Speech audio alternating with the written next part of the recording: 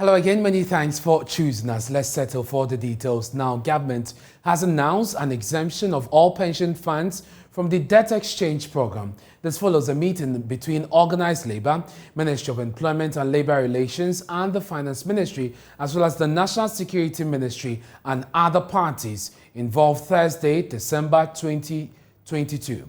Now, the exemption comes just days after Organized Labour resolved to embark on a strike beginning December 27 if government fails to hit their demand for exemption. At a news conference, the Minister for Employment and Labour Relations, Ignatius Bafuewa, announced it will work to explore mutually beneficial options within the debt sustainability terms.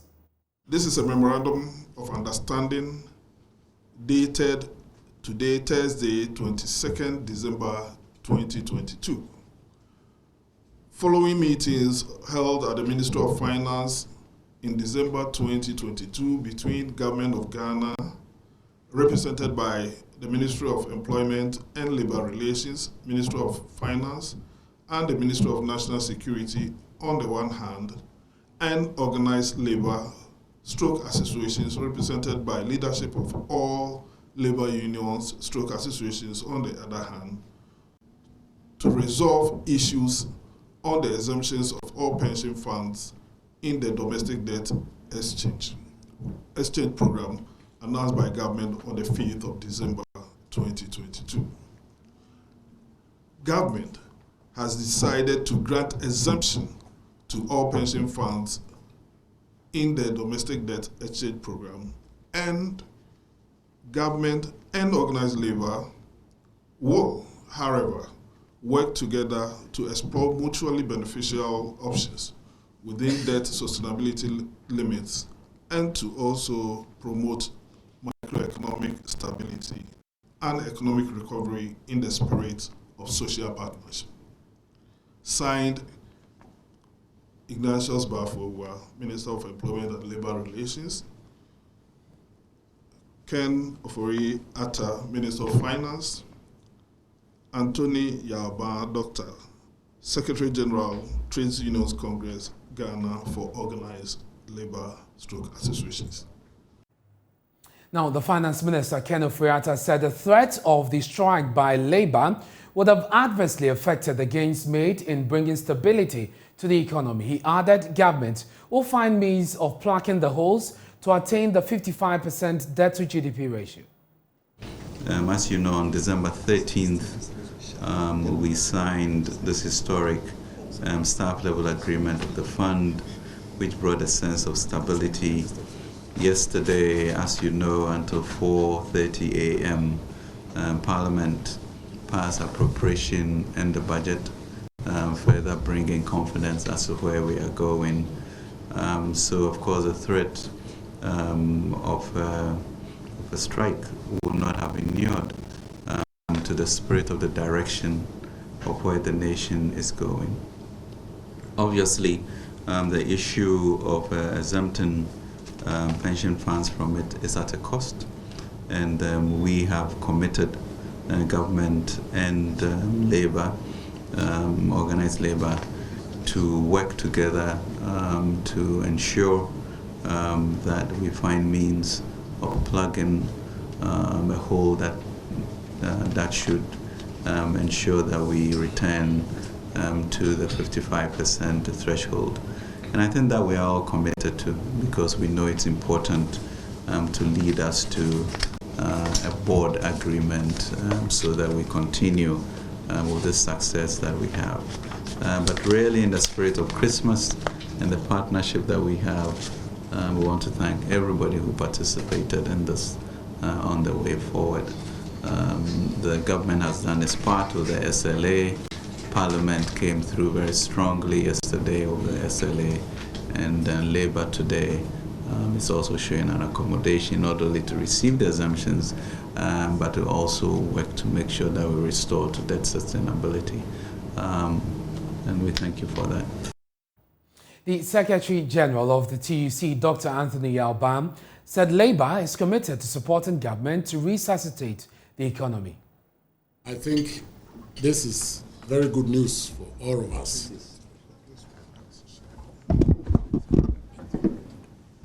On behalf of my colleagues, organized labor leaders, I would first of all like to thank the President and his government for listening to us. It is not as if we want to cause disruptions, but we think that pension funds must not be touched. And if there's anything, we should work together to improve pensions in this country. We have come to this deal to exempt pension funds from this domestic debt exchange program. We want to assure government that organized labor will work with government so that together we can get to where we were before all this instability came to our country. Because stability will help all of us. And we are committed to all what we have said here, that we will continue to work in the spirit of social partnership and ensure that Ghana gets back to where we were before this crisis. We are very sure that we will get there.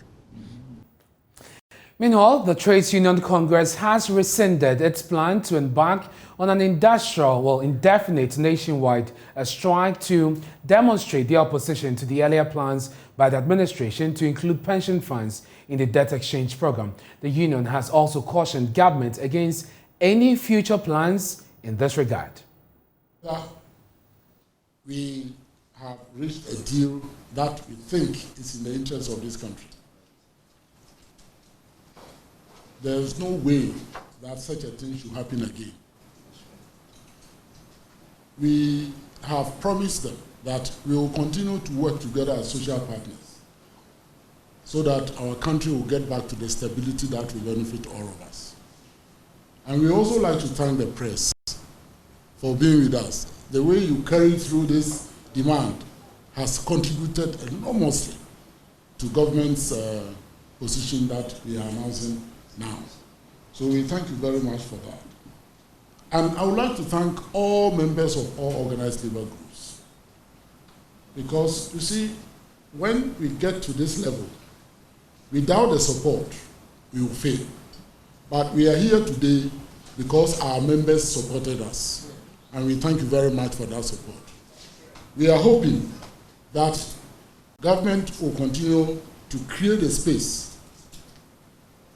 for us to continue the engagement, to bring down inflation and to stabilize the country. Because without that, this achievement will even come to naught. We have to do that all together. On this note, I would like to officially inform our members that the intended strike we announced on the 19th has been called off. We will monitor the situation, and if we have to come back to you, we will. I would like to repeat that on the 27th, nobody should stay at home. Please go back to work, because our demand has been met. And the condition we gave ourselves was that if our demand is met, we will organize this press conference, and inform you. And that is why we are organizing this press conference. I would like to repeat that on the 27th of December, we are all going back to work. Nobody should stay at home. There is no strike. And we are very thankful to God for this. Let's go to the phone lines now and speak to Thomas Esso, who is the Executive Secretary of the Chamber of Corporate Trustees. Mr. Esso, thank you very much for your time here on Joy News Prime. And so this, I guess, must bring some relief to you, right?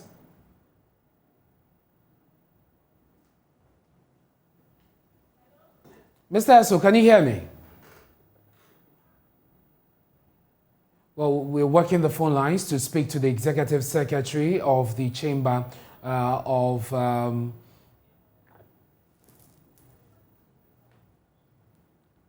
Esso will join us shortly on the line for his reaction to the issue. The Chamber of Corporate Trustees, they have had to deal with their clients as far as this debt exchange program is concerned, and we're going to find out from them if this will bring some relief to them as far as business is concerned, and how they are positioning themselves going forward, because the finance minister indicated, as well as the labor and employment minister, that they're going to work together to find ways of plugging the holes in order to meet that 55% debt to GDP ratio.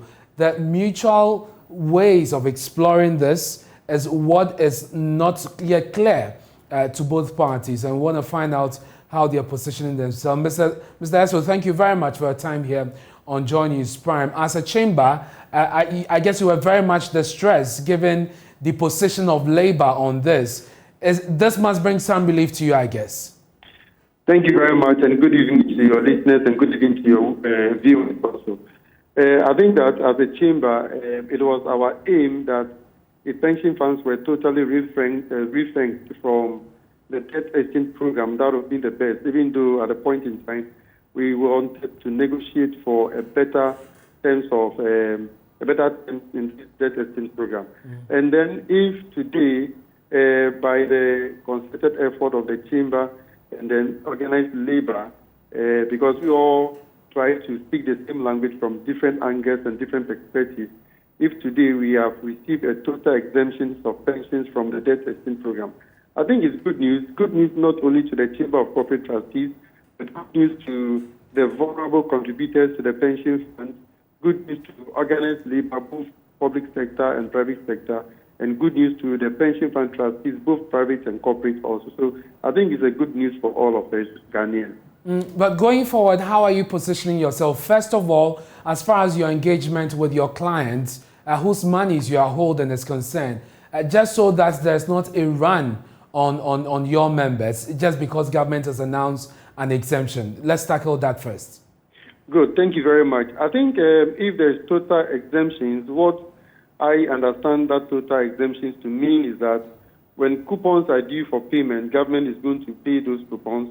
And again, also, when bonds are matured and they are due for payment, government is going to pay those bonds also, the maturity values of those bonds also. Yeah. And therefore, without any other further explanation to what the exemptions mean, what we understand by this exemption is that coupons will be paid on time and maturities will also be paid on time. And that gives all of us contributors a bit of comfort that when at the time that you want to take your money, and then we have liquidity in terms of payment of coupons and maturities, then contributors can, when they are going on retirement, then we can comfortably also pay them their retirement funds. So I think it's good news, and it brings back the confidence that we envisaged and anticipated that it's going to affect the industry. I think that confidence is coming back again to the industry. Yeah, and the second aspect is about government saying it's going to explore mutually beneficial ways of managing this and plugging the loophole.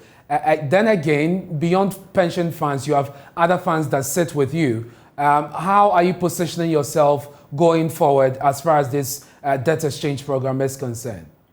Yeah, thank you very much. I believe that before government came out with this decision, government and its technical team would have done their modelings and their simulations to see if pension funds are exempted, which other sectors or which other sectors that they can, areas that they can also touch to ensure that the country recover from this macroeconomic crisis and also attain debt sustainability level 55% to GDP and 80% to revenue. So I think government technical team would have done these computations already, and therefore they are aware of where they are going to do the necessary so that they can achieve the macroeconomic predictions that they are put on the stability. So this government have done that. I know that going forward, I think a lot of recommendations and suggestions have come to government about what they can do, and I think a lot of them have always been focusing on cutting down on expenditure, and I believe government would have taken that into their consideration, and they would have run their own numbers, and they would have find areas that if they cut maybe expenditure, that can help to the stability of the macroeconomy. Well, that is what you're hoping, but we'll see how this pans out, and we'll be following it very closely. Mr. Thomas Eso, thank you very much for your time here on Joy News Prime. He is the Executive Secretary of the Chamber of Corporate Trustees. Let's do some other stories now. Government has moved to avert an escalation of the diplomatic row with neighboring Burkina Faso following comments by President Akufo-Addo that threatened the bilateral relationship between the two countries. Now, President Akufo-Addo at the U.S.-Africa Leaders Summit courted the support of the U.S. to ward off possible security threats to Ghana being posed by what he described as Russian mercenaries mining along the northern borders of Ghana. The president said the Wagner Group is being compensated with a mine very close to Ghana's northern border to help in the insurgency in Burkina Faso. Today, Russian mercenaries are on our northern border. Burkina Faso has now entered into an arrangement to go along with Mali in employing the Wagner forces there. I believe a mine in southern Burkina has been allocated to them as a form of payment for their services. Prime Minister of Burkina Faso in the last 10 days has been in Moscow. And to have them operating on our northern border is particularly distressing for us in Ghana.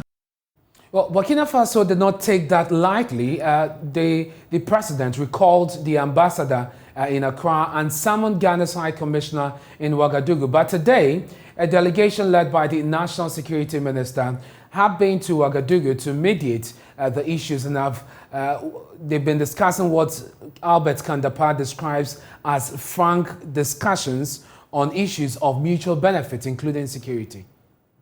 We have reviewed the very, very strong cooperation between our two countries.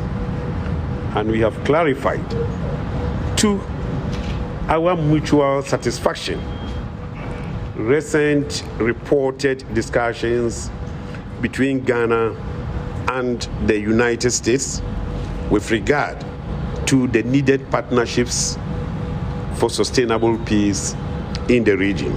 We are most grateful for the frank discussions. We are most grateful that we've been able to chart a new path going forward, and we look forward to ensuring that we will be able to go ahead with the decisions that we have arrived at, and that Ghana and other West African countries, especially the Accra Initiative countries, will continue to recognize that victory for Burkina Faso will be victory for all the other Accra Initiative countries. We must do this together, and we pledge to do that. I thank you.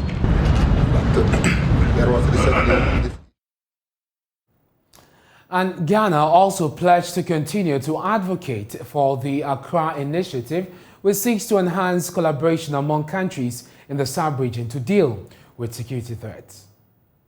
During the discussions, we have reaffirmed our support, both Ghana and Burkina Faso, for our common fight against terrorism, welcoming also the early operationalization of the Accra Initiative to enable Burkina Faso defeat the terrorists who have brought untold hardship and pain to the Burkinabe people. We have discussed that concrete support from Ghana is necessary, and that Ghana will continue to advocate for Burkina Faso in the Accra Initiative and also in ECOWAS. And we have agreed that Ghana will call on West African states to act expeditiously on this matter facing Burkina Faso. We have also highlighted the importance of building resilience in vulnerable communities and support for those that have been displaced or lost livelihoods, and called for genuine partnership with the international community in this regard. We have expressed the need for our two countries to hold more regular consultations. Conflict resolution and peace-building expert Emmanuel Bombande has commended the move but urged the president to follow up with another state visit to further cement the bilateral relationship. President, not only should he, in following up to repair fully and restore our relationship with Burkina Faso, but he should be speaking to President Buhari and the other leaders of West Africa that our delay every week to collectively respond to the threat of terrorism in West Africa is not going to help any of us. And so he can continue to mobilize that political will to make it possible for us to be in Burkina Faso as early as possible to support that transitional government and the people of Burkina Faso. And keep in mind, when I say support, it's not just to go and fight, because sometimes when we are able to deploy, the optics send a very clear message. When terrorists begin to see the presence of ECOWAS troops as an international body of ECOWAS, the signal and the strong messaging is that we cannot continue with the behavior that we started with. Either they retreat and completely fold up, or they know that it is no longer a battle between them and Burkina Faso, but it's a battle with the entire ECOWAS region. Away from security and diplomacy, the Ghana Water Company says it is working to get ahead of illegal miners by deploying drones to monitor operations of illegal miners to prevent pollution of primary water sources in the Upper West, Western and Eastern regions. The company says it is very concerned about the level of pollution of water sources that poses an existential threat to the country. Taking his turn at the media press session at the Information Ministry, Chief Executive Officer of the company, Dr. Clifford Brymer, expressed concern about how hackers have persistently attempted to hack the IT system to disrupt water supply in the country. We also have these drones that we use, and we can see there what we normally will be using the drones for. Through the waterworks support, I was informed even now we developing some curriculum to train at the university level how they use that. So a particular university has been identified, and our friend Crane will lead that in the university to begin to train people to see how we can use drone to do a lot of the things. So when you look at the water there, that's a drone picture that we are seeing. We use that for our quality monitoring also because of the Galamsey. Recently, if you heard, Eastern region, we had to shut one of the plants for 4 days. And they had to, the traditional authority had to intervene to make sure that people slow down or stop some of the Galamsey activities. So sometimes it goes down, sometimes it comes up. But we still are on the level of what we are using to treat the water. We are not going up, we are not coming down. But what we can say is that because of the Galamsey, we are using more expensive chemicals to treat than we otherwise would have been using. The aluminium sulfate is not giving us the level of quality that we want our raw water to get to before we filtrate and then disinfect. So we had to use more expensive polyelectrolytes to do that. Let's come down south. Some residents of Mensha North constituency in the Ashanti region are lamenting poor roads in the area. Traders plying their wares in the communities are also alarmed at the health risks to dust from the bad roads. They are prevailing on the Member of Parliament for the area, Dr. Matthew Opoku-Prempeh, to help fix the roads. Love FM's Nana Puachi Yadom Dankwa has more in the following report. Dr. Mensa Street da ho nyina mfuturo ase kromu pa wande onante no omehwe se de mfuturo ni ateche pa wo ho no enya agro eni se yes apra Dr. Mensa City na yes ntin da po yesrew wo ye campaign fufuro be wurawura yes store ye shops se wunya wie ye hu bie mo Dr. Mensa to ani bra Dr. Mensa na behwe so mo ye ni kwan no na wo ma ye ashta kwan ni nyina sakwa we nkwa omo cheja ya ka na pono wati assembly man ya teda mi ko to assembly man wo ayi credo ye adom and I'm saying atten na moyesa oh my ye be ba be ye enfuturo ye niema ho ye ti ahora enfuturo nkwa ewura ye tirim e ma che se yare nkwa na kwa we no ache eye ne o since ado kufo no MP wa say no ye strategy jiska ye wo stores wa say no ene pe nkofo be ye kwa no kakra bi since the no kwa no tutu ye no bi amahabium on the beche exact tax wa ene futuro so the ha amafo stores enti ke besira ban no omomode especially ye MP na pono wa say no omomo no mboa no ye kwa no maye ache dodo on the beche na ache pa o ye kwa no maye be boa ye e uza say no futuro no ho oton no ma wo be ba no mani na futuro ko ho enti ye besira no na mon kasa che no mboa ye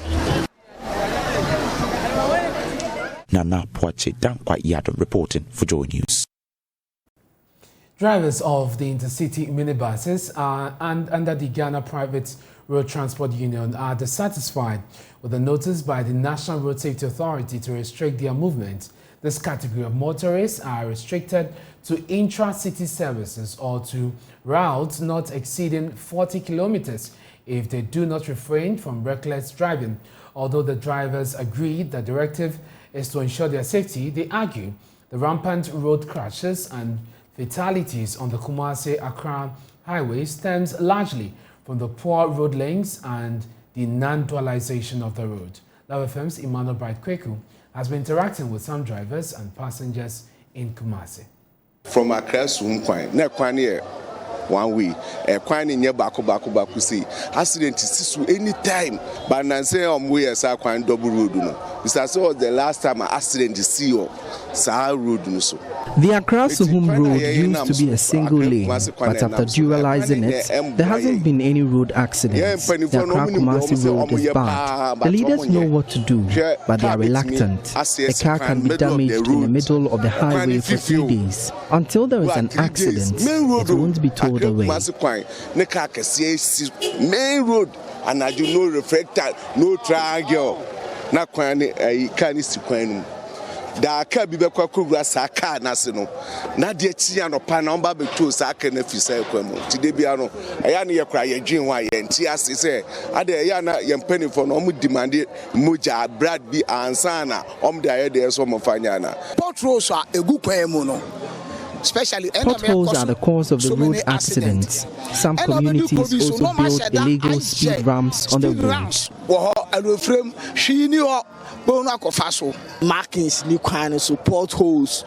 There are no markings on the road.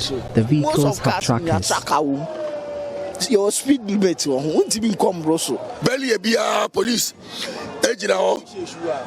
At every checkpoint, there are police officers. They must check the speed limits of oncoming vehicles. The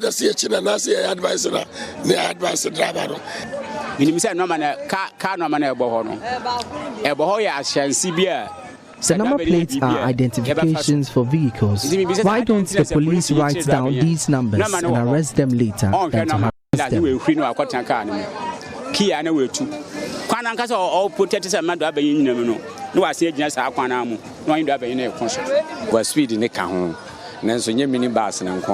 minibuses aren't the only cause. After I heard about the directive, I have reduced my speed limits.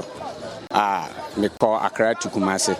Me call 80-100. Me first say, I don't know say BBC crew meet me save me my passenger phone. So these are some passengers traveling from Kumasi to Accra.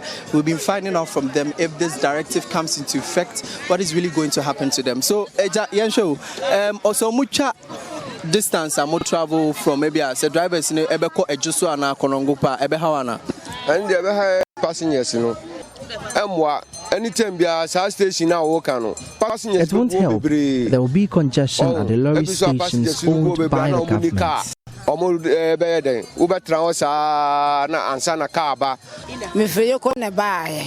Me do of jas na canna. And tonight, I can see you so. So, messages were over family. I'm from Oyoko. I could have boarded a vehicle at Ejusu to Accra, but because these vehicles are not stationed, it would cost me so much. Passing a car, a very maple, the metu, Namina baby, dear Selm say, I'm a canona, Antoine was no fine could do us. You're watching Johnny's Prime with me, and that's been we have Showbiz up next.